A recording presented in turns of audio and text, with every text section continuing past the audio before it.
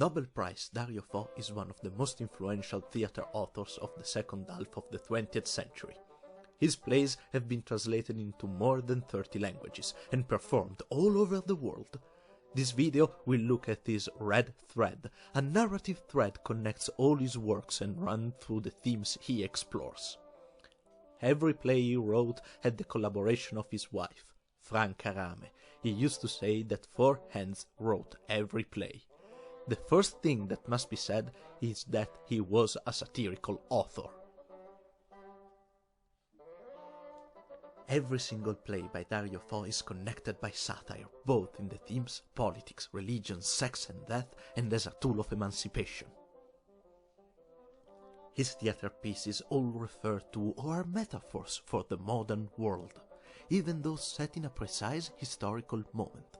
Through the mechanism of satire, shaming through irony the negative behaviors of the ruling powers like politicians and the temporal power, he didn't just want to expose and inform, but to give the audience an intense awareness and actively invite them to change the state of things. The idea of giving people the tools to better their world and teach them how to use them is an essential part of his theater. It's usually done through metaphors and parallels, betting on the audience's intelligence to comprehend the hidden meaning. An example is Joan Padan Discovered the Americas, where the protagonist teaches the natives to ride horses. At the start of the play, they are afraid of it, seeing them as untamable creatures.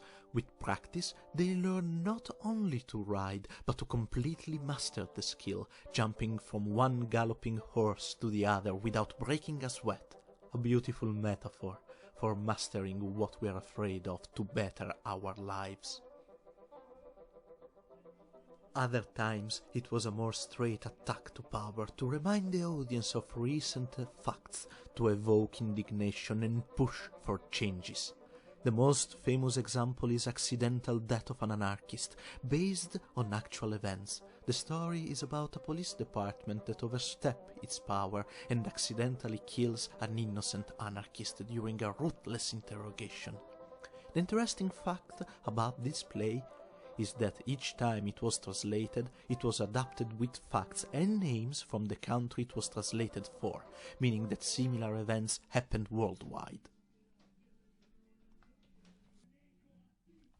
This consideration brings us to the next point, the capacity to talk about universal problems.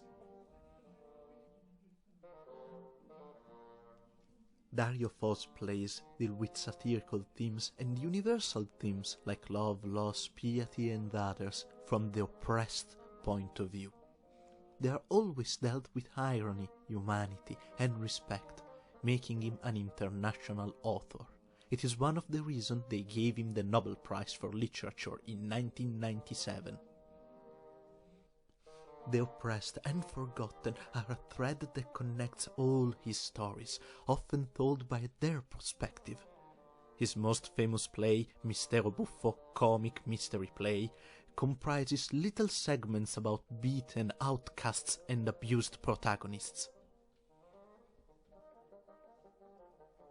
They find the strength to stand and fight back, though, even by telling their story to someone else or understanding that standing to violence with dignity is a start to better themselves. He chose medieval epic theater to represent these stories. A man by himself on stage performing every single part with no background or costumes. In the tradition of medieval jesters, which, contrary to common beliefs, didn't just act in courts or noblemen residences, but mainly in city squares and public places, having the same objectives as Fo. The last thread that connects all Fo works is Gramelot. It is quite tricky to describe what it is without witnessing it. I'll read its description from Fo book Tricks of the Art, followed by an example of Fo acting a French Gramelot of a nobleman dealing with cloaks. Gramelot is a term of French origin, coined by the actors of Commedia dell'arte, and distorted by the Venetians, who said gramlotto. It is a word with no intrinsic meaning, gibberish that can evoke the meaning of the speech. Gramlo means precisely an onomatopoeic gibberish, which can transmit with the contribution of particular gestures, rhythms and sounds a full speech. It is possible to improvise gramlots of all types referring to the most diverse linguistic structures. The first form of gramlot is undoubtedly performed by children with their incredible imagination, where they pretend to make very clear speeches. Rien n'est d'autre, les manteaux. Grand manteau, énorme manteau, dis donc, retour. C'est des grands trèfles, dis donc. Là, dis, retourne, ça, robe, retourne. Vous, dis, là, vous,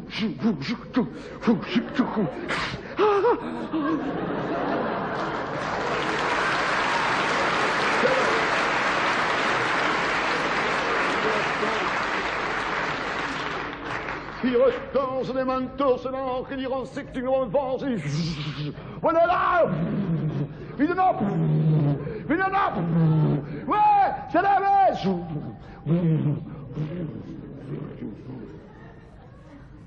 Foutu.